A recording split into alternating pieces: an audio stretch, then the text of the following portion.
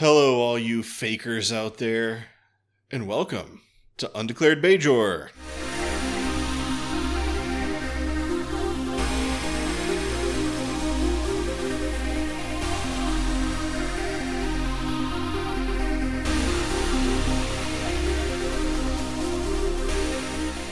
I was wondering where you'd go. That's okay.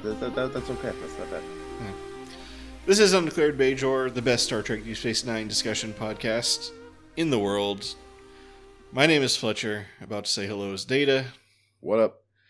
Today we are going to discuss and review and stuff Star Trek DS9 Season 6, Episode 19, In the Pale Moonlight.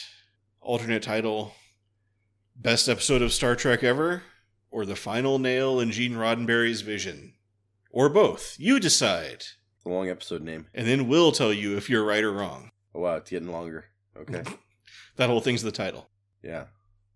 We will be discussing spoilers up through this episode, but not after this episode, so it's safe to watch along with us if this is your first experience with Star Trek DS9, and please don't put spoilers in the comments. You know who you are. Oh, man, did somebody put some spoilers in the comments? I'd squash that. I don't know if quash or squash is the correct thing, but... Either way. But we will also spoil books, TV shows, movies, not related to Star Trek Deep Space Nine. So, watch out. Ned Stark dies. Dennis Nedry dies. I saw that new M. Night Shyamalan movie, Trap. Was it a trap? It was a trap. And there was, no twist. No, that's the twist then, I guess. Right? Anyway, In the Pale Moonlight originally aired on April 15th, 1998. Tax Day. If you believe... In paying your taxes? Paramount Plus. Oh. Yeah. If you believe in paying your taxes. If you're not a sovereign citizen.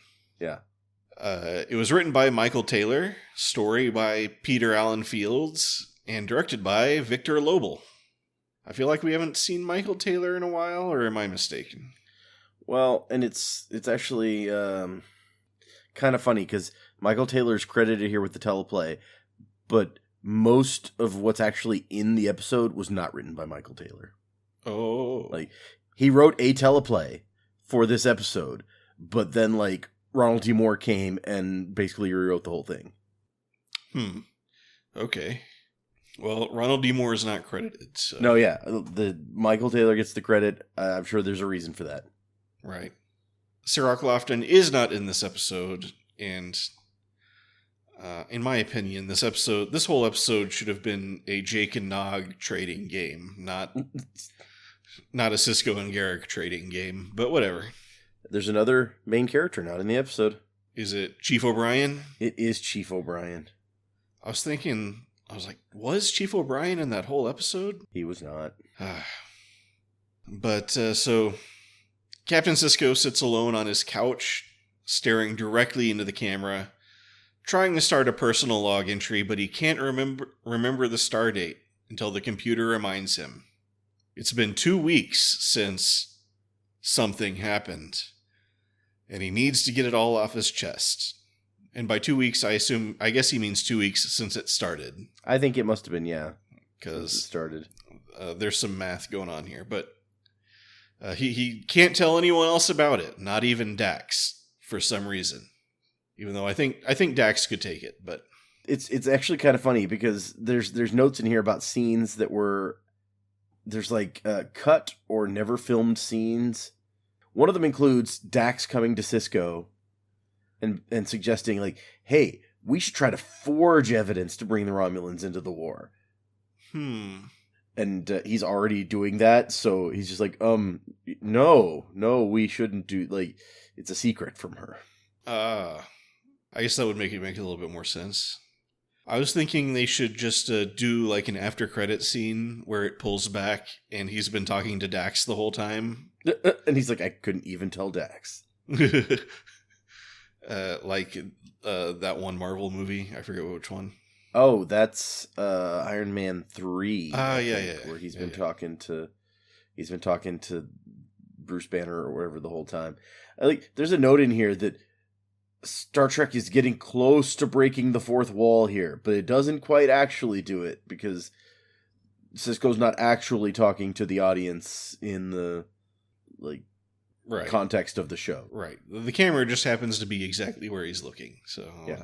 But yeah, he's got something to get off his chest, so he's just going to tell it to his diary.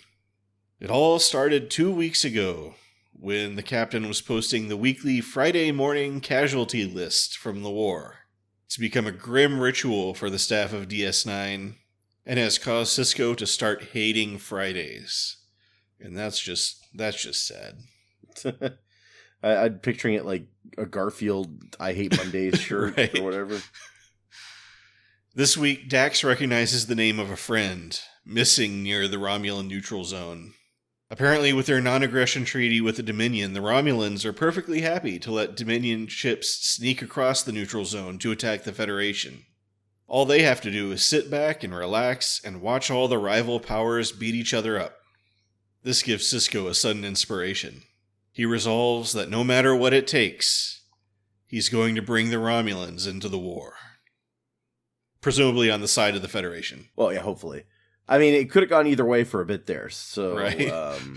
But it's a bold choice for some random Starfleet captain to be like, I'm going to be the person who does the thing and brings an entire empire into this war, single-handedly. But Sisko might be starting to drink his own Kool-Aid, I don't know. I think a little bit. But the ship that was destroyed that Dax's friend is on is the USS Cairo, which has previously appeared as the ship that Captain Edward Jellicoe was in command of before switching over to the Enterprise for a couple of episodes in Chain of Command Part 1 and 2. Oh, interesting. Presumably, he was not on it because he is later seen as like an admiral somewhere. So I guess he no longer commands the Cairo since it has vanished with all hands. But apparently...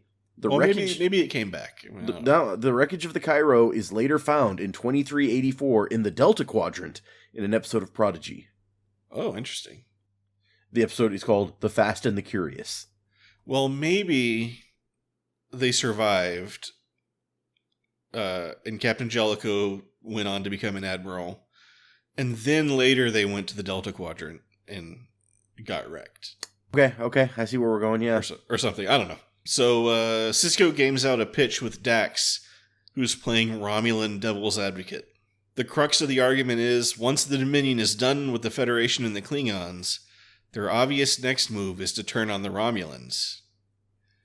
Dax points out this is all speculation, and if the Romulans are going to be swayed towards turning on the Dominion, they'll need something more concrete to go on.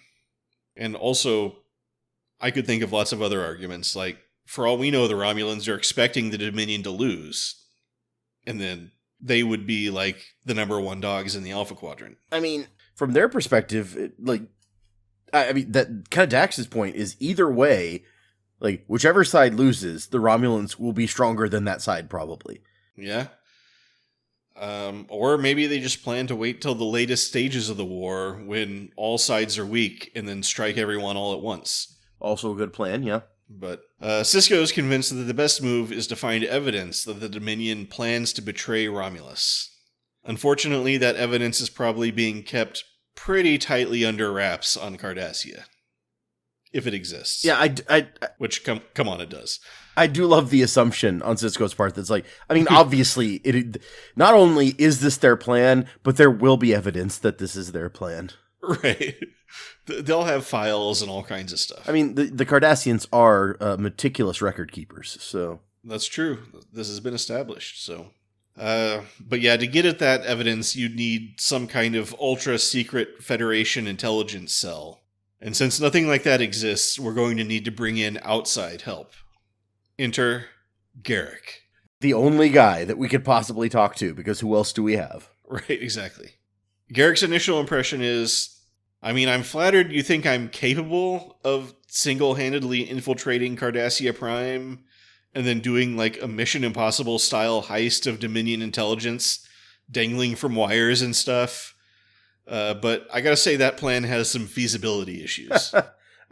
I mean, To be fair, Sisko didn't propose that. Like, Garrett came up with that plan and was like picturing himself doing it and was like, oh, actually, that is kind of interesting. Right? He's like, oh, I can dive in from the air conditioner. Oh, it'll be so cool. No, it probably won't work.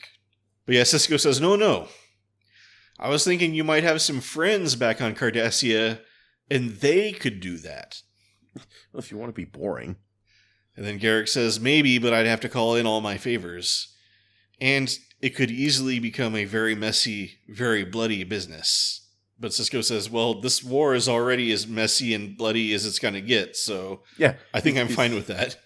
Like, we're already at war with the Cardassians and the Dominion, so if some Cardassians are going to attack the Dominion in some way to steal stuff, really, that's a win-win for me. Right. And also, I think he specifically says, I'm willing to do whatever it takes. So yeah. I mean, people shouldn't say stuff like that. What do you expect to happen? Yeah. Garrick is apparently impressed with the speech and says, I'm in, and they shake hands. Back in the captain's log narrative thing, Sisko says his father used to say, the road to hell is paved with good intentions. So I guess he doesn't say that anymore. No. He changed his mind on that. Yeah. He's like, you know what? Good intentions are, they're not bad. But yeah, Sisko figures that in aligning with Garrick, he laid that first stone in the road. Then he says that if there's one thing he's learned over the years, it's that bad news inevitably comes in the middle of the night. Which I say is not really true. I think bad news comes at all times, but when news comes in the middle of the night, it's probably more likely to be bad. Well, I mean, Napoleon said, wake me up for bad news. For good news, you let me sleep. So, yep. I think he got a little bit backwards, but yeah, he's wakened in the middle of the night by a call from Kira. The Dominion has just invaded Beta Z. And there's not enough Loxana Troys on the planet to scare all the Jem'Hadar away. She's only one woman. Right.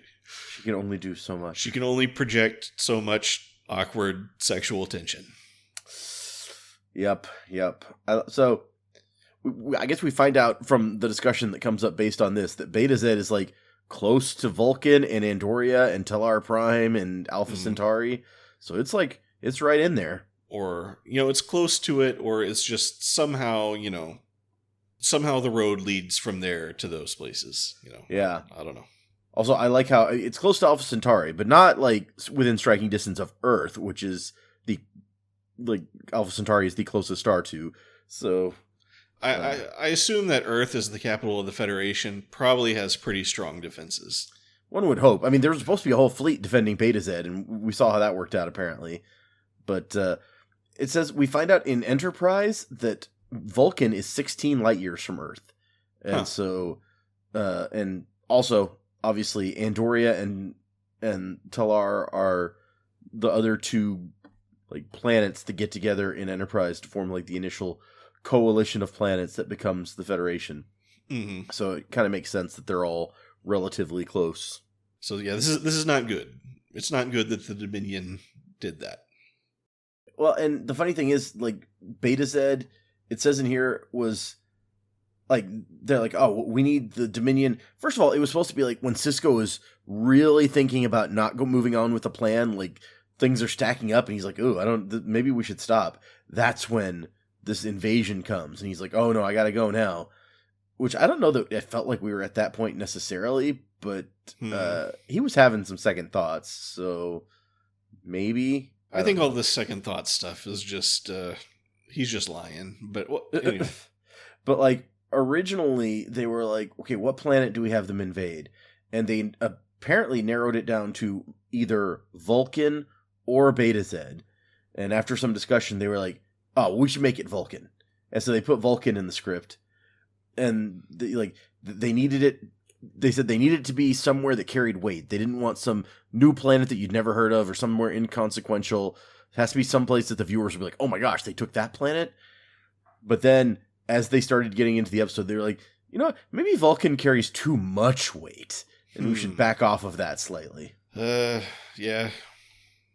Beta Z's pretty bad, so. Yeah. Because we know people from Beta Z.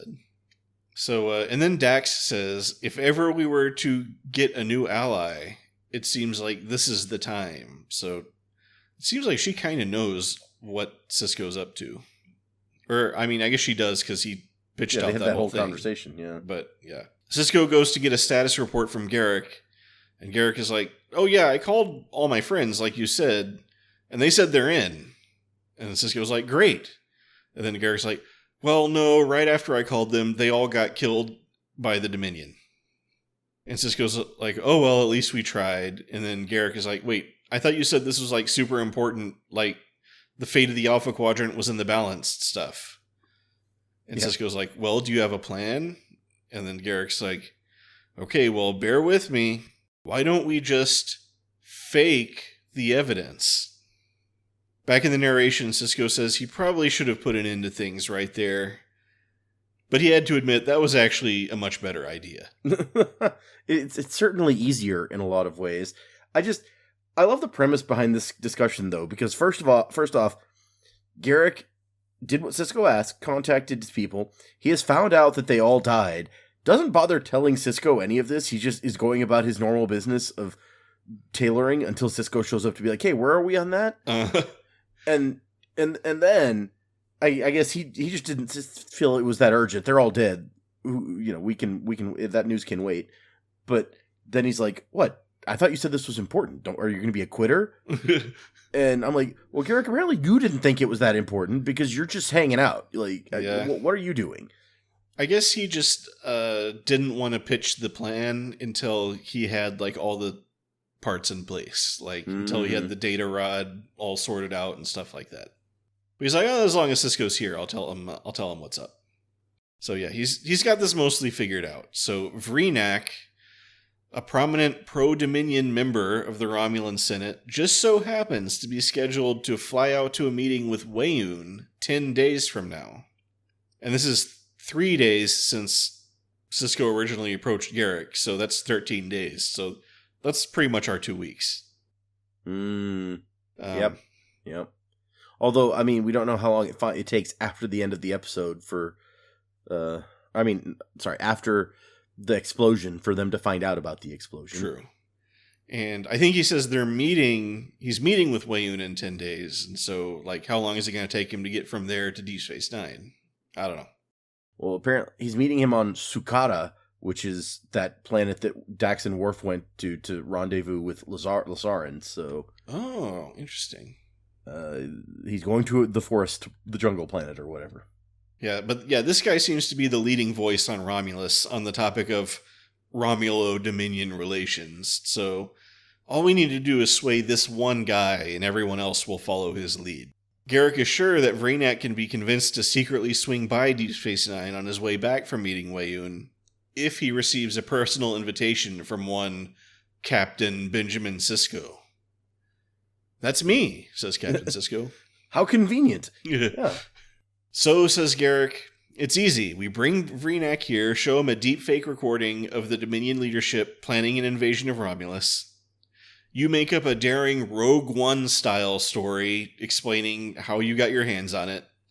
And then when he has suspicions, show him that this recording is on a special uneditable optolithic data rod used for official Cardassian record keeping.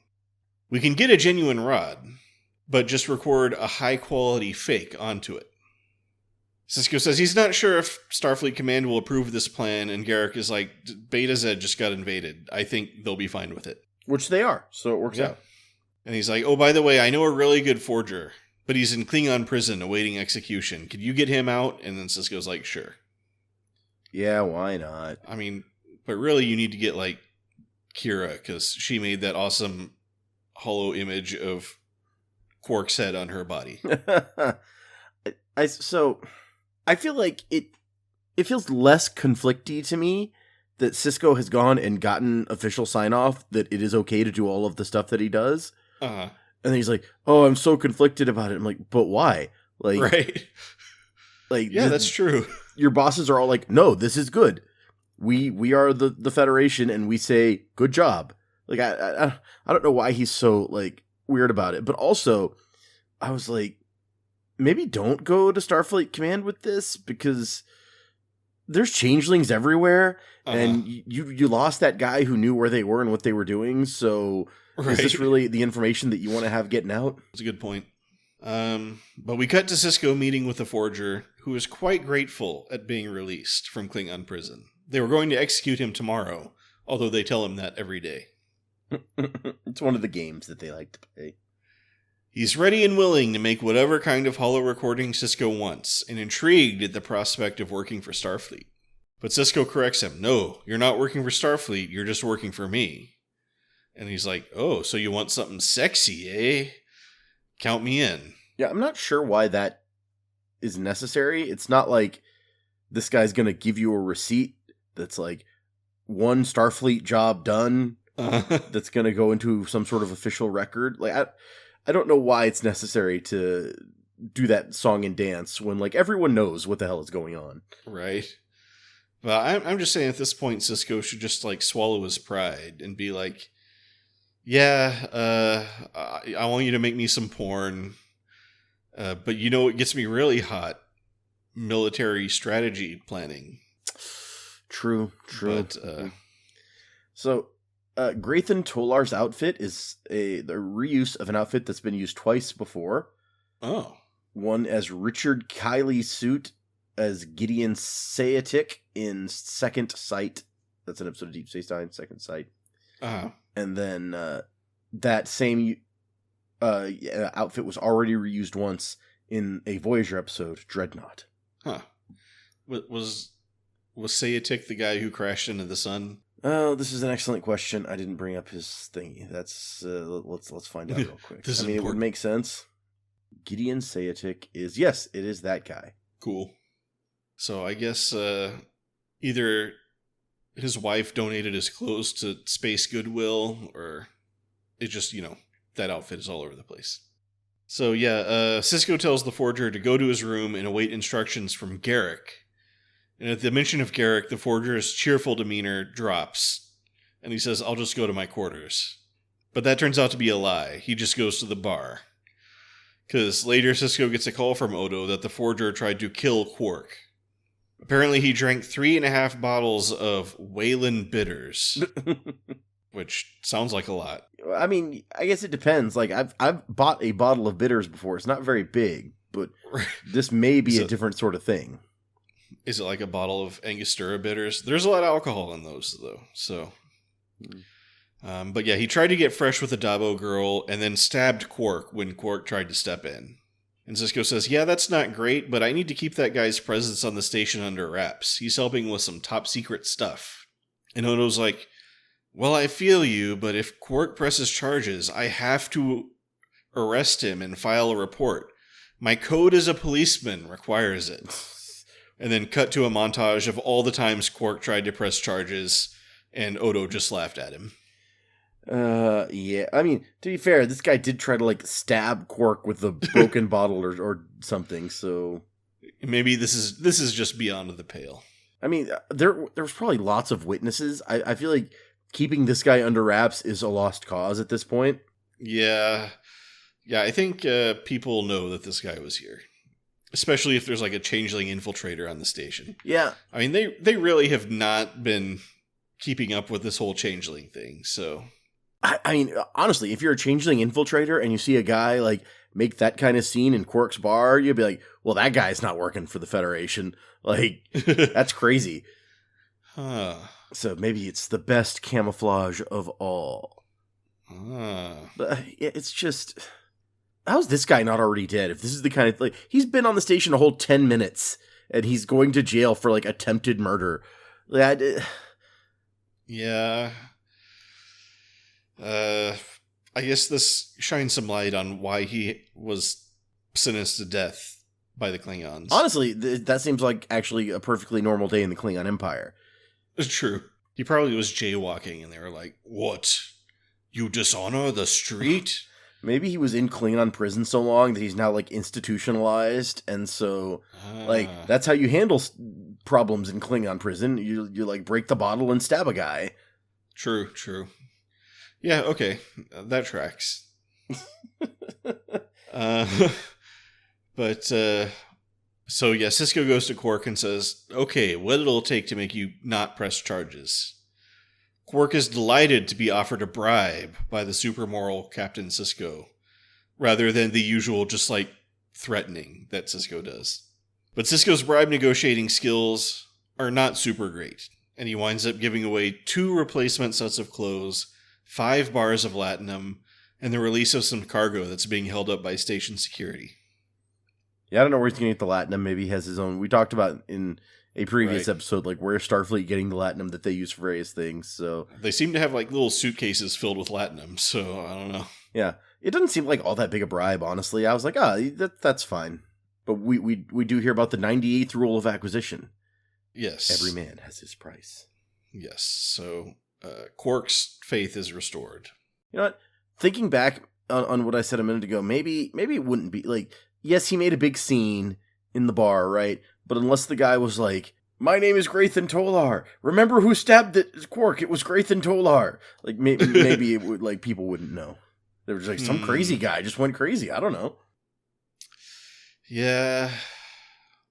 So, anyway, yeah, back in the narration, Sisko says he was starting to have doubts, but he got back to his office and there was this week's casualty list, and that refocused his priorities. So that's 1 week that's passed, because that comes out every week. Yeah, fair.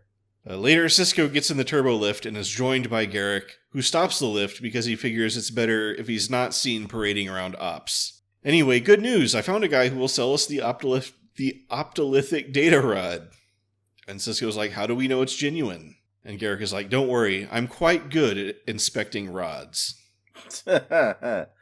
All we need is 200 liters of biomimetic gel. So Sisko's like, that stupid gel again? Why do we even keep that stuff around?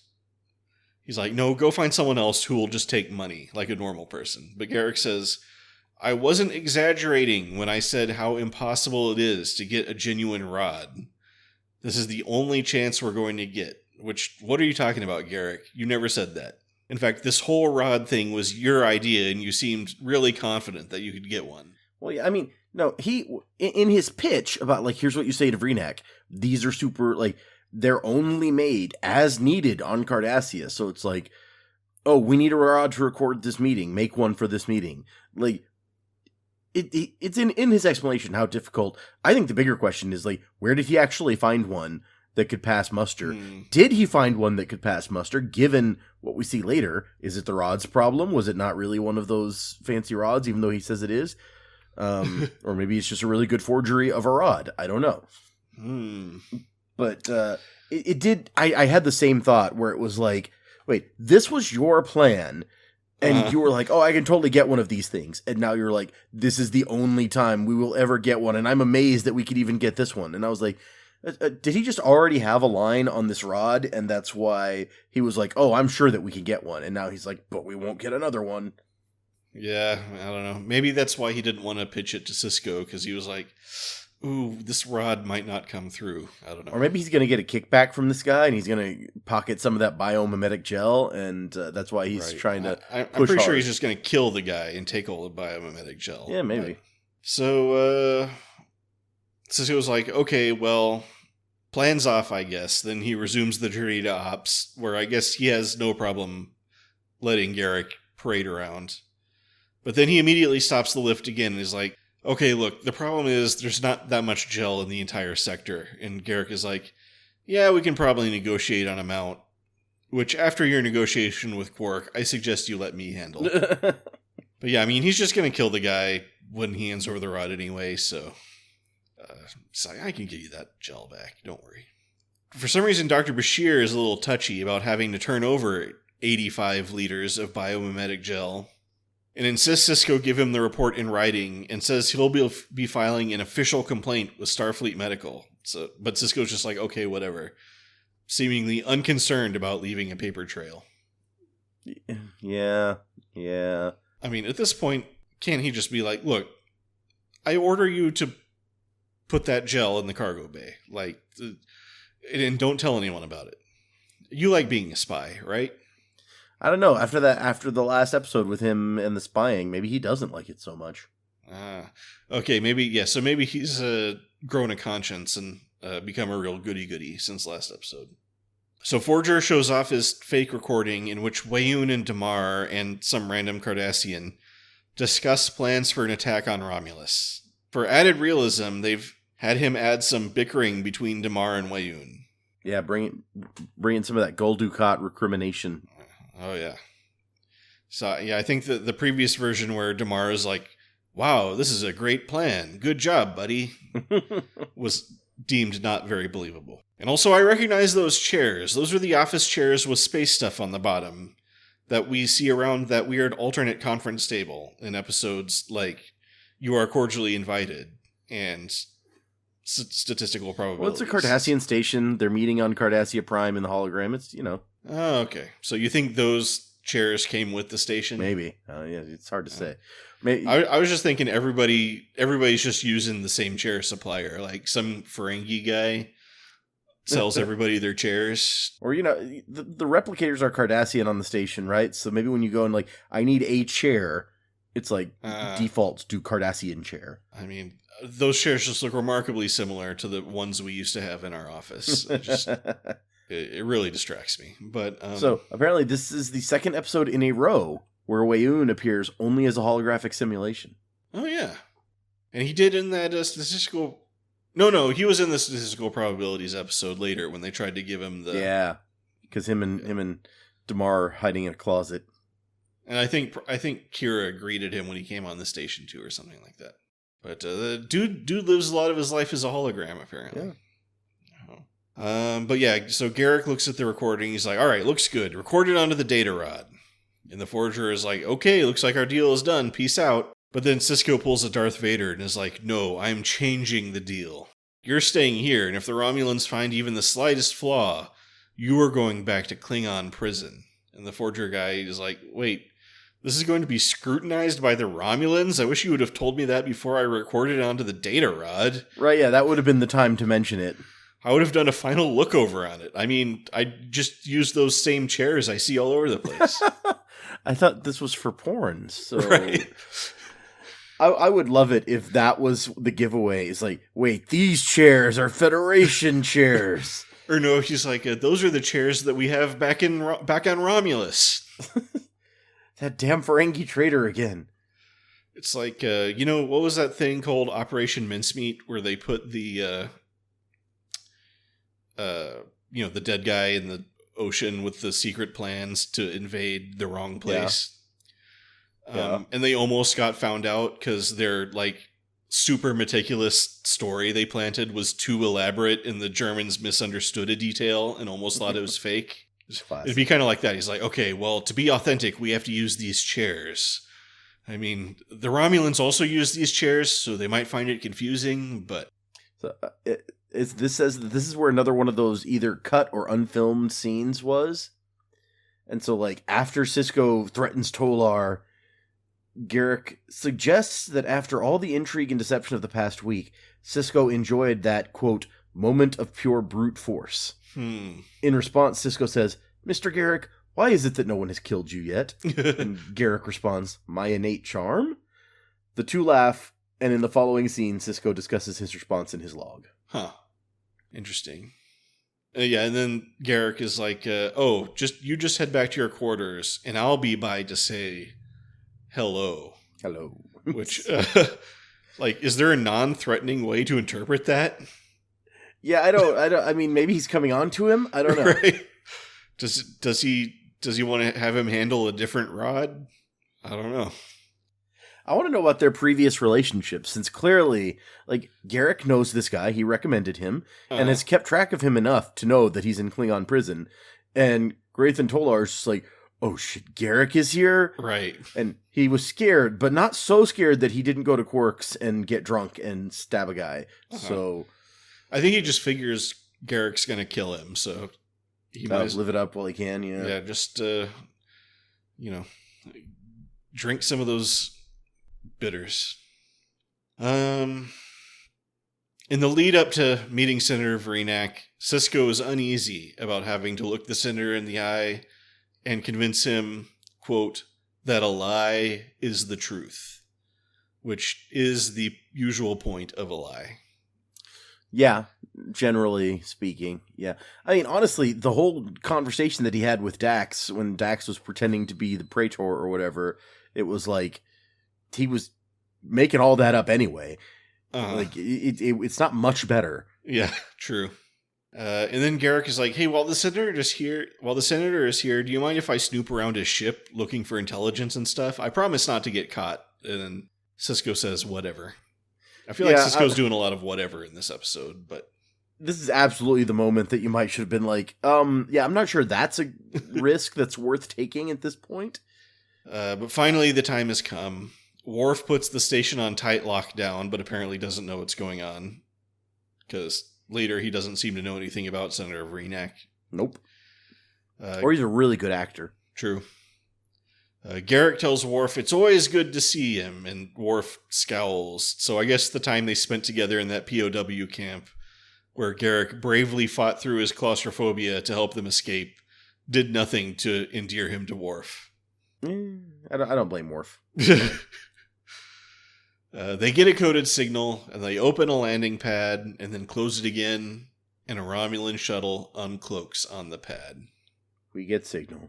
This is the first new Romulan ship we've seen since the Next Generation episode The Defector introduced the Romulan scout ship.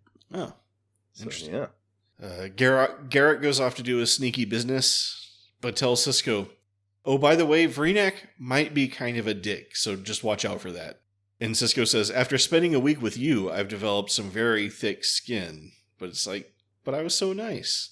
It's like, I wasn't like going around saying how much Starfleet officers suck and stuff like that. Not to your face, anyway. And indeed, Vreenak does turn out to be kind of a dick. He accuses Sisko of starting the war, which, I mean, is a little bit more nuanced than that, but... there's definitely more nuance to it, but I think that... I feel like there's a pretty universal agreement that, like, the first overtly hostile move in the war was when they start mining the wormhole. And it was just like, okay, well, like, what do you expect at that point? I don't know. It was like they were sending a bajillion ships through the wormhole. I mean, you got to do something. Yeah. No, I'm not saying that it was a bad idea. I'm just saying, like, public perception, that is absolutely the opening aggressive move. Right. And, Vreenak says he's happy for the chance to tour the station before the Dominion blows it up. So... Ha ha ha. Sisko treats Vreenak to some replicated cauliflower? Not cauliflower. I mean, could be made of cauliflower. I don't know. Could be. Which Vreenak kind of appreciates. Sisko says, "Come join us and we'll have all kinds of great Romulan drinks." Vreenak says, "I don't know, you seem to be losing the war pretty badly." And Sisko points out, again, if they lose the war, Romulus will be surrounded on all sides by a single enemy. And Vreenak is basically like, meh. We're not worried. And then Sisko's like, "Also, I have proof that the Dominion is planning to attack Romulus." And it's like, why didn't you just lead with that? What was all that other talk about? Kind of buried the lead. Well, I mean, you're the one that was talking about booze the whole time. Or whatever, True. So. It's like, if you would just shut up about the cauliflower for like 1 minute, I have to show you this rod. But yeah, Vreenak shows the holo recording, or Vreenak views the holo recording, and once over he says, "Hey, can I examine that rod?" And Sisko hands him the data rod, and Vreenak is like, "Well, what I really meant was, never mind." And then the look that Sisko has in this scene is like really like this weird blank look. There's a weird moment where I guess it's supposed to be like this is him like having to lie to some guy's face, but I was like, it just struck me as odd. Another odd moment that I kind of skipped over when we were there though is like. After Graythan Tolar puts the recording on there, he's like, "Who gets it?" And they're like, "Just put it in the box," as if like none of them want to touch it. Yeah. And I was like, why? It was like, do they just want his fingerprints on it, or? That's exactly whose fingerprints you wouldn't want on it. Yeah, quite exactly. Frankly, like Sisko has a reason to have his fingerprints on it. Yeah, true. I don't know, but then again, Garrick is thinking like 12 steps ahead. And if the Romulans find it and it has Sisko's fingerprints on it, that's definitely not good. True. So, I mean, it's not good if they find Graythan Tolar's prints on there either, to be fair. Yeah. So I guess just nobody wants to touch this rod. I don't know. And all this talk of rods is just... Honestly, Cardassian DNA being on it, it would probably be the best possibility, whether Vreenak believes it or not. Yeah, we're detecting Cardassian DNA from Garrick touching this thing. A Cardassian put this rod in his mouth. I don't even know why he did that. Well, to smuggle it out of Cardassia, obviously. So Sisko waits nervously while Vreenak inspects the rod. He recalls some advice he got from his dad that either the souffle will rise or it won't. There's no use worrying about it. And he does a pretty good impression of his dad, I thought. Okay, yeah, I'll give him that. And then he suddenly realizes that if Vreenak doesn't buy it, it could actually push the Romulans further onto the Dominion side. Yeah, apparently he didn't consider this before, which you really should have. Now is when he has that realization. Yeah. Apparently during this section, there were or either during this section or right after the Romulans leave, Ronald D. Moore had written some scenes that take place on the shuttle that give you a more idea about how the plot is playing out. But then he talked to Ira Stephen Bear and realized oh, you don't really need that. I feel like maybe you do, because as we're going to discuss in a little bit, I feel like there's several large plot holes. But so Sisko goes to meet with Vreenak, who announces his verdict. You see, after careful analysis, I've come to the inescapable conclusion that this recording is not genuine. Says Vreenak. Yeah, no. Good quote. So all of Sisko's shady dealings were for nothing. Vreenak leaves. Sisko posts the Friday morning casualty list, so I guess this is 2 weeks. Dax sees the name of a friend, but otherwise it seems to be a good week. Then Worf comes over with the news that Senator Vreenak's shuttle blew up, and the Romulans are accusing the Dominion for being responsible. Everyone is suddenly excited for the implications of this turn of events. Everyone except Sisko, who is overcome with rage. He storms off, and I guess everybody's just what's up with him? But he storms off, barges into Garrick's shop, and punches him in the face, accusing him of planning this all along. And Garrick's yeah. Well, obviously. He explains that he had his doubts that Plan A was going to work, as that forger guy is not super great. Yeah, maybe we should have found a better forger. You recommended the guy. And he's like, oh, by the way, I did kill that guy, so don't worry about that. Sisko punches Garrick some more, and Garrick lays it all out. So, look, the Romulans will examine the wreckage of the shuttle. They'll find the data rod. They'll assume Vreenak acquired it somehow during his meeting with the Dominion, and assume the Dominion killed him for it. Any imperfection in the recording, like the wrong chairs or whatever, will be assumed to be the result of the explosion. Yeah, explosions often change chairs in holo recordings. It's a little known fact. Yeah.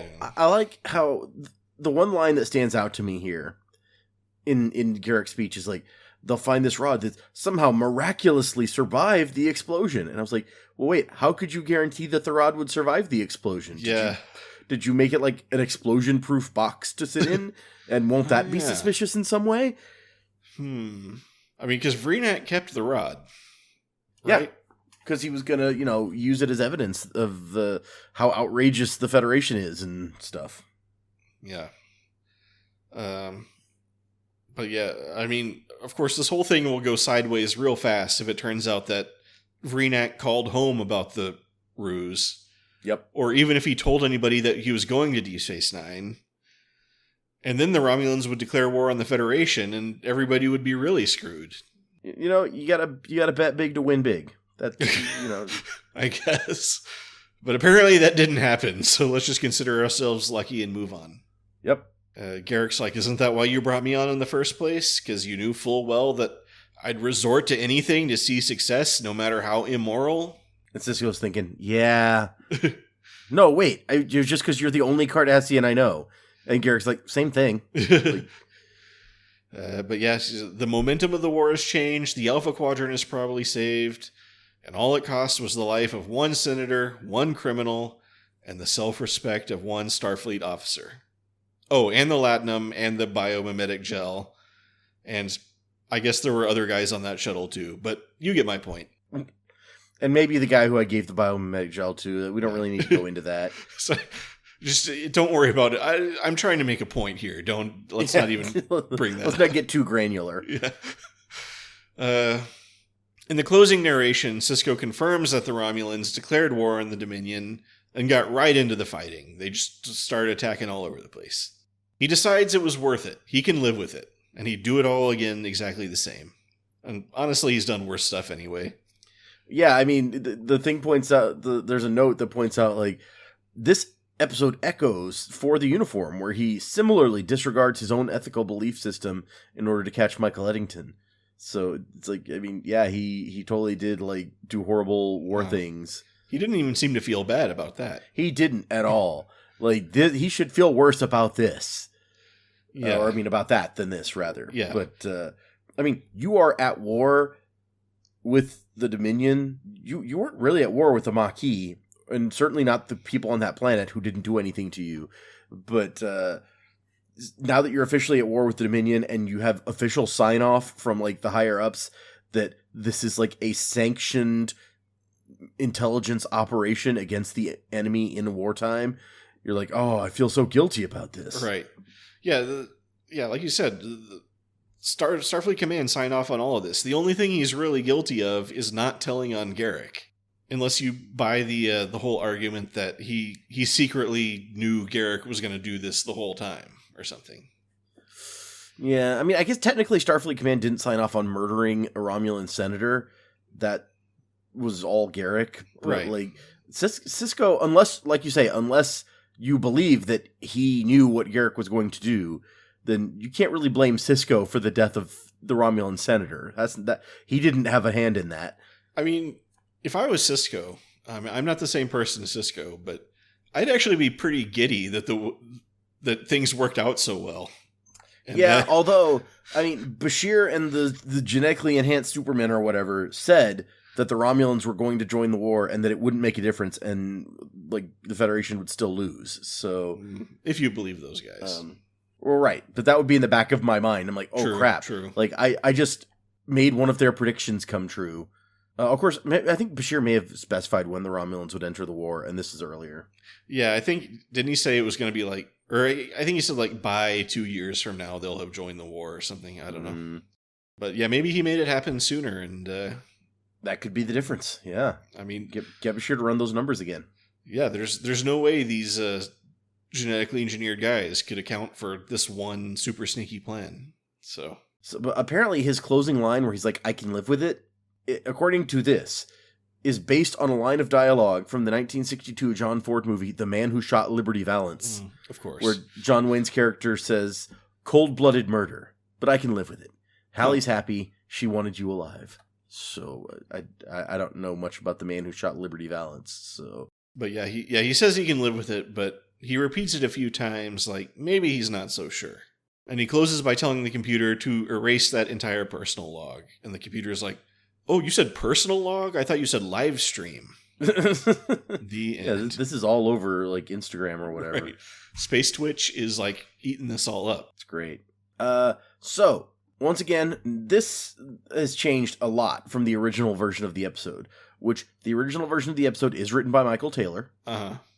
So, okay, before we even get to the actual version of the script, apparently it comes about because the writers are sitting around talking about pivotal moments in U.S. history. It says recent U.S. history, but as it continues, it doesn't feel that recent. One such moment being the 1964 Gulf of Tonkin incident, when a North Vietnamese gunboat allegedly attacked a U.S. naval vessel, leading to increased military presence in Vietnam, etc. Another defining moment being the 1974 Watergate scandal, which started out with 5 men being arrested for breaking into the Watergate complex. And so they were like, what can we come up with that's like that level of like crazy secret political controversy in the Deep Space Nine universe? So that starts the process. Field, who is listed in here as having as story by, right? Peter Allen Fields. Right. His pitch is that Jake is, quote, watergating First Minister Shakar. He discovers some like undisclosed secret from Shakar's days in the Resistance, and if it gets out, it would bring the Bajoran government toppling down.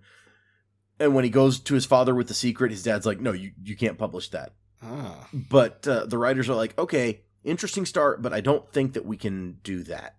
Like, they couldn't figure out a way to make it work. But they like the idea about Jake, like, doing a Watergate.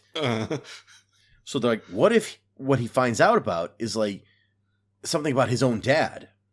A premise which Ronald D. Moore compares to All the President's Men. And so this is the idea that Michael Taylor makes the first draft of the script from. There's a conflict between Sisko and Jake. And so Jake is trying to interview Garrick for the Federation News Service, but Garrick is like, no, I don't want to be interviewed.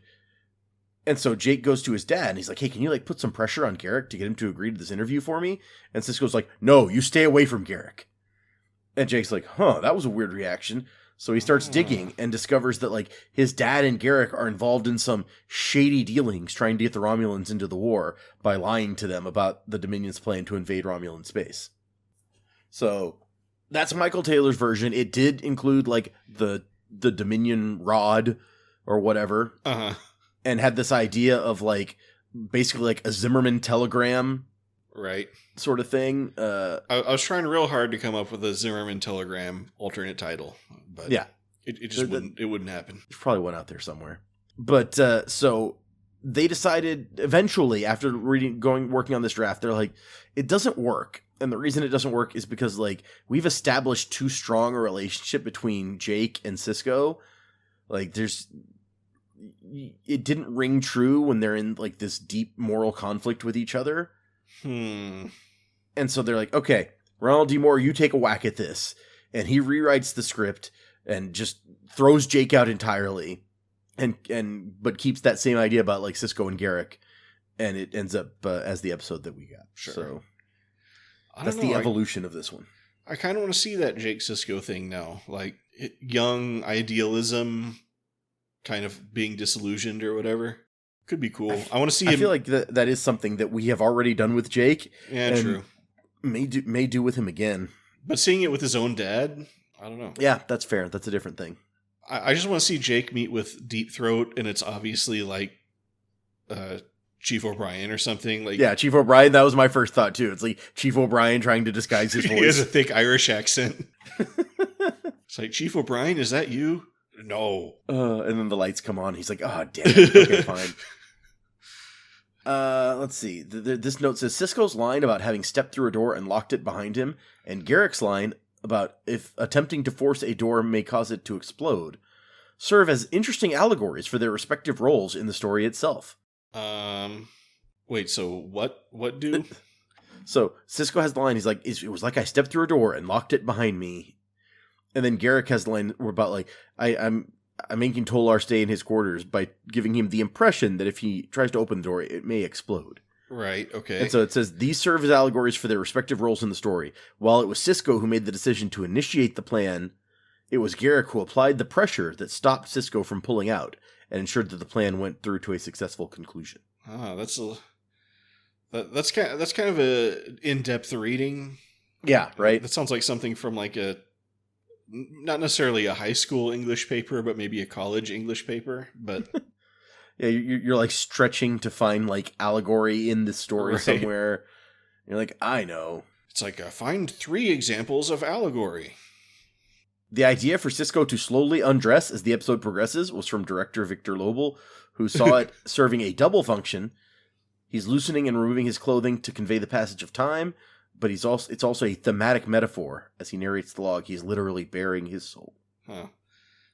Honestly, I thought that aspect was a little awkward, because, like, there's one part where he takes off his jacket, and he doesn't immediately know where to put his jacket. He kind of, like, tries to put it down somewhere, but it's not quite right, so he has to put it down somewhere else.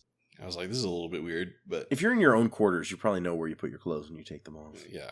So that's a fair point. I don't know, maybe he doesn't take off his jacket while he's, like, sitting on the couch talking to the computer or whatever. Well, that's fair, yeah. Okay, there's several notes in here about the response to this episode in various corners. Okay. So I'm going to go through these. It says, this is proven one of the most popular episodes among fans. When the series ended in 1999, Sci-Fi Entertainment ran a poll, and this was the highest rated of the entire run, followed by The Visitor and Far Beyond the Stars. So, According to that poll, this is the top, and The Visitor and Far Beyond the Stars. They like Sisko episodes, I guess. Yeah. Although The Visitor is really a Jake episode. But, yeah. According to the Star Trek Deep Space Nine companion, this episode is generally considered by both fans and staff as the darkest Star Trek episode ever, and one of the most antithetical to Gene Roddenberry's views of Starfleet, the Federation, and 24th century humanity. Yeah. Yeah, I mean, you brought that up at the beginning of the episode. It's hard to argue with that, honestly. It was like, I don't know what I was like. I think I was searching for like those memes I showed you, and I kept getting all these YouTube videos that were like, in the pale moonlight, the death of Star Trek, and all this stuff. So, Ronald D. Moore says, actually, I think this is the one I'm most proud of the ones I worked on, even though I didn't take a credit on that one. I felt that was the best, most interesting script that challenged the show in a real way and challenged the characters as far as we had ever challenged them. mm-hmm. I mean, yeah, it's really, like we've talked about, I don't think it's as much of a challenge as Sisko is making it out to be. Right. But Andrew Robinson nominates this as one of his favorites after The Wire, Improbable Cause, and The Die is Cast. According to Robinson, this episode is about Garrick teaching Sisko that, quote, you can't go to bed with the devil without having sex. Huh. Yeah. Interesting turn of phrase there. Roll that one around in your head for a while. Thank you, Andrew Robinson. If you look, the devil, like, once you've gotten under the sheets with the devil, he has certain expectations. Like, yeah, you can't just pretend to have a headache and whatever. There's no backing out at that point. Yeah. In a separate interview, Robinson says, basically, it exposes the American innocence that we want to do these things in the world, but we're not really willing to take the consequences of our actions. And sometimes we have to do very dirty things, and we have to hurt people, and we pretend that that doesn't exist, that Americans would never do that. We dealt with issues like that, and I don't think, that other shows really went as far as we did. Yeah, maybe. I mean, maybe that's true for 99. Like, shows have taken it a lot farther since then. Right. Of course, once you get out of, like, the optimistic, like, Bill Clinton 90s era where people are like, oh, like, the Soviet Union fell, America wins, like, everything's going to be great. Like, things took a real pessimistic turn. Yeah. Once, like, HBO started making TV shows. Yeah. Let's see. Michael Taylor, of this episode, writer Michael Taylor says, it showed how Deep Space Nine could really stretch the Star Trek formula. It pushes the boundaries in a realistic way, because the decision Sisko makes are the kind of decisions that would have to be made in war. They're for the greater good. That one I can agree with. And the last one is that Cinefantastique ranked In the Pale Moonlight as the 8th best episode of Star Trek Deep Space Nine. And I tried to find that issue so I could see what their top 7 were, but I couldn't get it. It's only 8th. Yep. So that's the notes about the reception of the episode. All right. It's like not as good as Move Along Home. That's their top. They're like, that episode has so much depth to it. You just every time you watch it, you find something new. Yep. So do you have more notes or? There's a couple about the title, but I'll save those for title time. Well, good. The title that was stolen from Batman. That is one of the notes that Moore does expressly state that it comes from Batman. Wow. Conspiracy theory confirmed. All right. Yeah. All right. Well, so what do you think of the episode In the Pale Moonlight? I don't know why I keep blanking on that title, but it's like one of the most like classic Deep Space Nine titles ever. But yeah. Anyway. It is. It's one of those like it's one of those that we talked about where they're kind of getting way out there with the titles, but it's right. Like the epitome of like good that. Sure. I think. Well, we'll talk about the title when we get to the title, maybe. This is regular review time. Yeah. This is like the quintessential Garrick episode, right? Sure. Like we've talked about before now, like when Garrick is here, he's always bringing like it's always an improvement to the episode. I don't know that we've ever had Garrick show up and been like, Garrick really brought it down. Like that doesn't mean that every Garrick episode is good, right? But every episode you add Garrick and it increases the quality from what it was without Garrick. Okay? I think that's a pretty universal standard here in Deep Space Nine. Sure. But maybe there could be an exception. Anyway, this is like the episode that gives us that almost like Garrick is the thing that's holding this episode up. Even though Sisko gets all the screen time as he's talking to the camera, I don't feel for Sisko as much as the episode wants us to. Yeah. And he's not really doing anything to push it forward. Like, Garrick comes up with the ideas, and Garrick makes the things happen, and he kind of, like, shoves Sisko ahead of him through the entire process. After Sisko goes to Garrick to get the ball rolling, I think Garrick just, like, takes the ball and finishes off the game with it. But and so you could argue that this is once again another one of those, like, most of the other characters don't get much to do. It's definitely a Sisko and Garrick episode, and Garrick's not even a main, like, cast member, right? So you could say it's just a Sisko episode, almost, like, to a crazy amount, where half of the episode is just a shot of him talking to the camera. Right. Like, whenever we ever done something like that seems crazy. But it works. They told a story here that we're along for the same ride that Sisko is in because he's our perspective on it, right? Oh yeah. And so the same, like, stuff that Sisko falls for, believing the crap that Garrick says and then finding out later that it wasn't true, I feel like we're in that same place.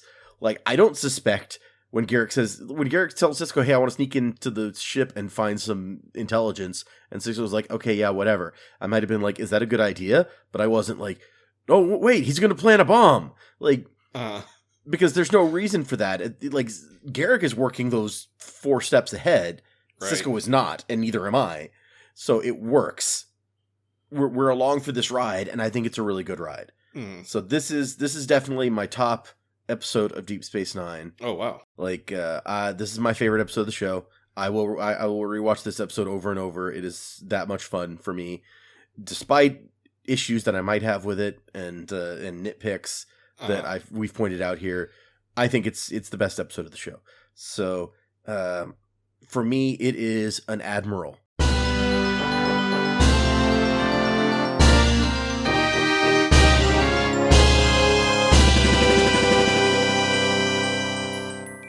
It's not a captain. It is the one episode that stands out above that in the series run, and I'm going to try to force Fletcher to make a new image just for this one episode. Right. It's just going to be the broken image on your rating. Nice. Okay. I'll take it. No. Okay, fine. I'll allow it this once. So, I don't want to... I mean, there's some stuff about this episode, some points that I don't really want to, like, belabor too much, but I feel like I don't necessarily agree with some of the usual talking points about this episode. Okay. Namely that it's, like, the quintessential philosophy episode of Deep Space Nine or whatever, that sometimes you just have to bend your morals to, you know, meet the ends you want. I feel that's been done various ways throughout the show, and that's kind of like a theme we've been exploring. This is a really good example of that, for sure. I mean, but as we pointed out, it was done much more harshly in that one previous episode, and nobody even cared. So yeah, I agree that it's not like the top of that. I mean, I think it's the clearest and most, like, self-aware example of that. And, like, it makes it really clear it wants you to have that takeaway from it. But I wouldn't say that, like, the show has been escalating to this point and this is it, like, you know, finally taking us to the darkest place or whatever. You know, mainly because, you know, like we've talked about, Sisko, first of all, has done much worse stuff. It's not quite clear why he suddenly has such a conscience about this thing. And also, he doesn't, you know, Sisko's hands are relatively clean. Other than, and I think you put it right when this is just a Garrick episode. Like, this is just the full on what happens when you have a guy like Garrick in the Star Trek universe, and then you let him off the leash. This is the kind of stuff you get. So, in a way, it's almost just Sisko learning that lesson. Like, I guess it is. And it's interesting you point out Sisko's clean hands, because really the worst thing he did was create and tell a lie to a guy who's now dead. Right. And so, like, nothing he did was that bad. I mean, unless, not telling on Garrick counts. Oh, well, yeah. But, I mean, at this point, why would you? No, like, that's just shooting yourself in the foot for no reason. It's like, instead of declaring war on the Dominion, why don't you declare war on us?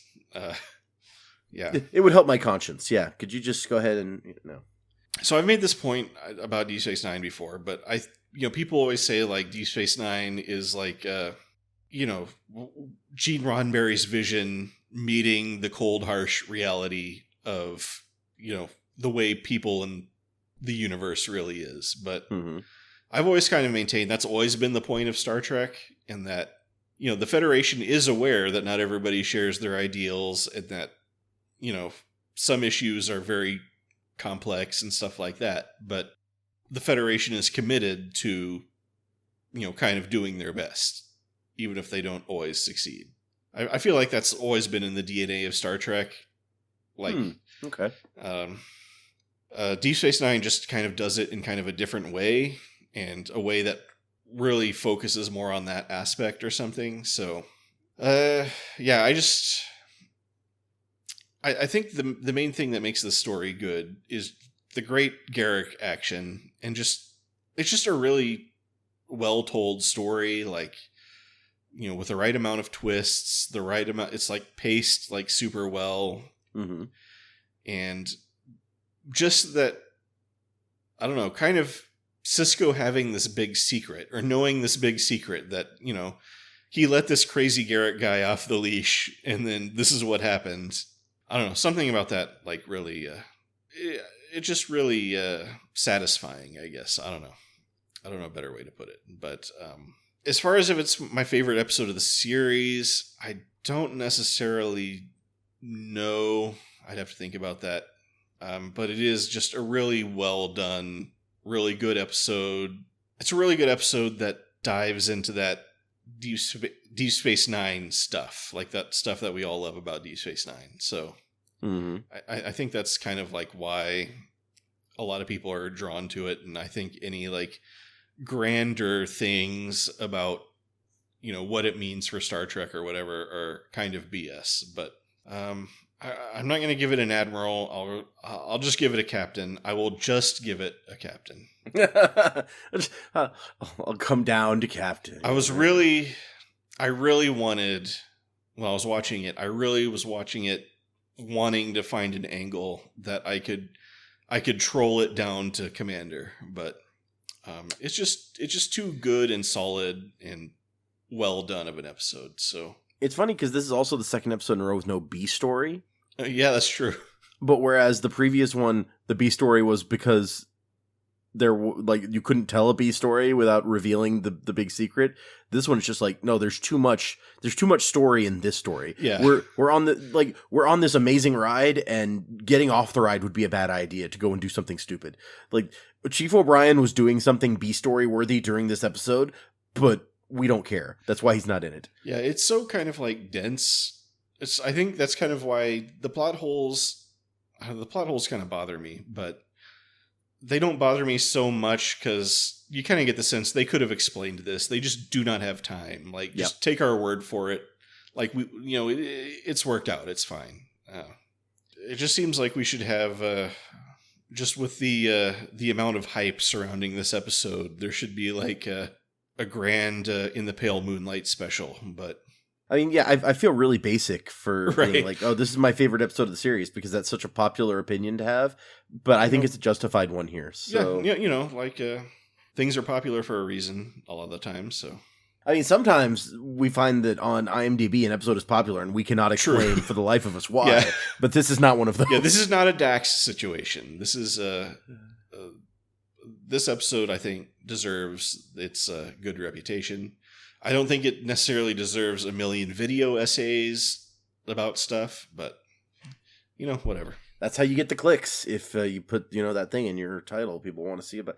That's they're like, people out there are like, how do I come up with a video about In the Pale Moonlight so I can have it in the title of my video? here's some BS. Right. Okay, but the title. Let's move on. We're running real. Okay, so real about the title. In the Pale Moonlight, stolen from the movie Batman. Yeah, like in an AOL chat in 1998, Ronald D. Moore's like, "Yes, I took this from Batman." So, I mean, there you go. Yeah, it's there. It is. The working title for the episode was Patriot, which I see what you're going for there. Yeah. I don't think that's a great title. Yeah. I like In the Pale Moonlight, and I don't know if it is memorable, and that or because that it's a memorable title, or if it's memorable because I remember this episode. Yeah. You know, it's hard for me to chicken and egg that. Yeah, I think it's largely because of the episode, but I think it's a unique sounding title. But what makes you really attach it to the episode is that it is that episode. So yeah, it's. I mean, like I said, it's one of those like weird kind of out there that we've talked about. They're starting to do more of here. We had like Wrongs Darker Than Death or Night, and the Sacrifice of Angels, and like just these out there. And this is one of those that it's like, okay, this is a weird, and I'm not even sure that it's that appropriate. I get that you're working with like light and dark, and what is Sisko like moving into. I get that that's like conceptually maybe where we're trying to go here. Mm-hmm. I don't think that it's necessarily hitting that target, but and I like it, and maybe once again it's because I like the episode, so I like the title more. I don't know, like when I try to get into, I can't even articulate why I like it, so maybe it really is just like an effect of liking the episode. But when we break it down to our criteria, I'm like, I don't like just stealing a line from Batman that doesn't seem to have anything to do with the episode. That doesn't feel clever. I don't know how appropriate it is, and I can't really speak to memorability because yes, I absolutely remember the title and what episode it connects to, but that may be because of the episode. So I don't know. Yeah, it's hard to tell. It seems like it's relevant, but you're like, is it relevant because I'm just making it fit in my mind? Or right, yeah. But I think, I don't know. I have to give, first of all, I have to give Ronald D. Moore props. That was Ronald D. Moore, right? For just, I just stole it from Batman. You know, what are you going to do? So that kind of boosts it, in my opinion. And also, I think it's just hard to imagine this episode with any other title. Like, yeah.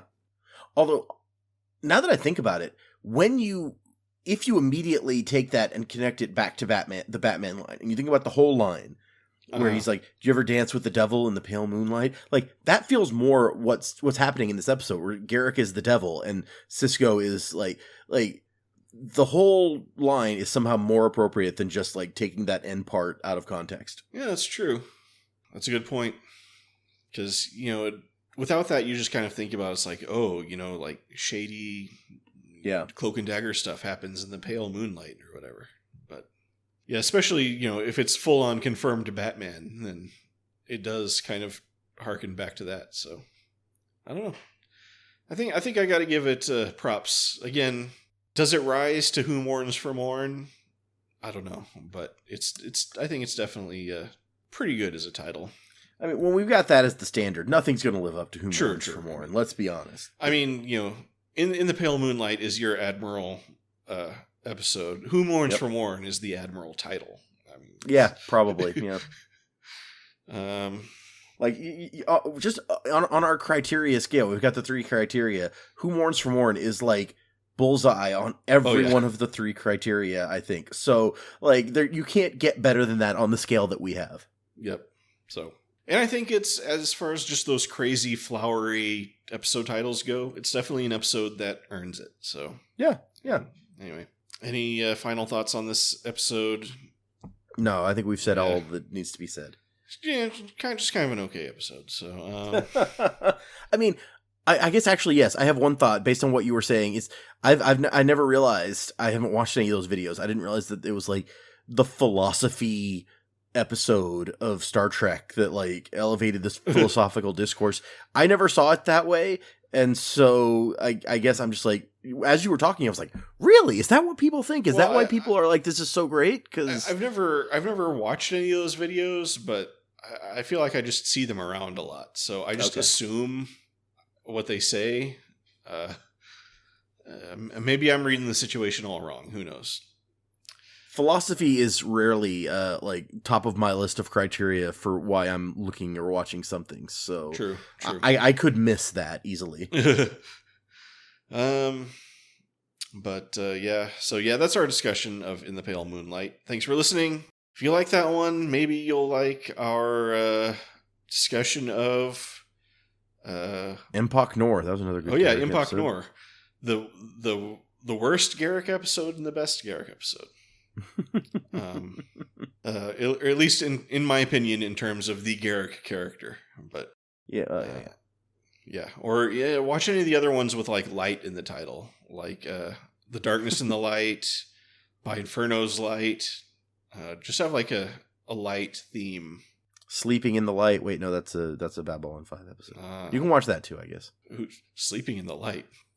I think that may be the series finale. It's a season finale or the series finale. I don't remember. I sleep in the light all the time. I was sleeping at my desk today. Why would you do something like that? I always get those like 2 o'clocks, you know. It's like where I just start nodding off. Not really sleeping, but I have to like get up and go get something with caffeine in it or something. Anyway, sure. That's not related to Star Trek DS9. So yeah, but you can find all of our, wherever you're listening to this, you can find all of our reviews. Maybe you're listening in the future, and even reviews in the future of this are on there, and you can go look at those. So yeah, like that episode where Garrick dies. Like check that one out. The spoilery titled Death of Garrick. So, but yeah, and you can leave us a comment on YouTube. We will see it. If you leave us a comment anywhere else, we will not see it. So, although if you leave us a review on Apple Podcasts, we will see that and give us 5 stars. But anyway, my name is Fletcher. About to say goodbye is Data. Bye. We look forward to seeing you next week. But remember, I can live with it. Computer, erase that entire podcast. Oh no, it did it.